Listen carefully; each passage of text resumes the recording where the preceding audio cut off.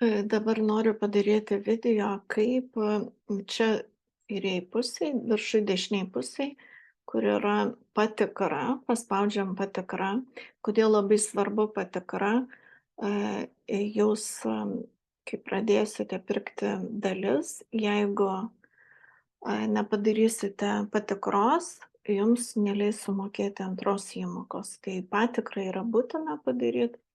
Tai rašosi asmens duomenys, vardas, pavardė, paskui iš pradžių lietuviškai, paskui savo kalba, paskui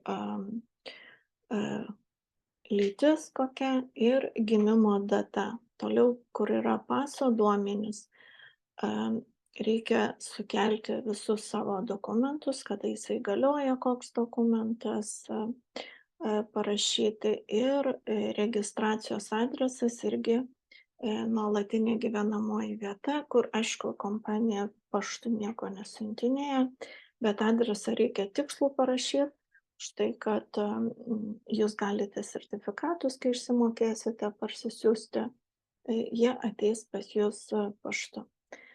Tai patikra yra būtina, jeigu kelsite pasą, tai reikia vieną pusę, kur nuotrauką nufotografuoti ir įkelti. Ir reikia keltis dokumentą sąskaitą, kad patvirtintų gyvenamą vietą.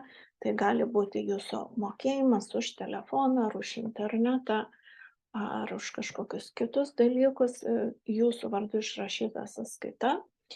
Jinai turi būti matytis jūsų vardas, pavardė ir gyvenamosios vietos adresas, kurį jūs uždeklaruosite čia įrašydami.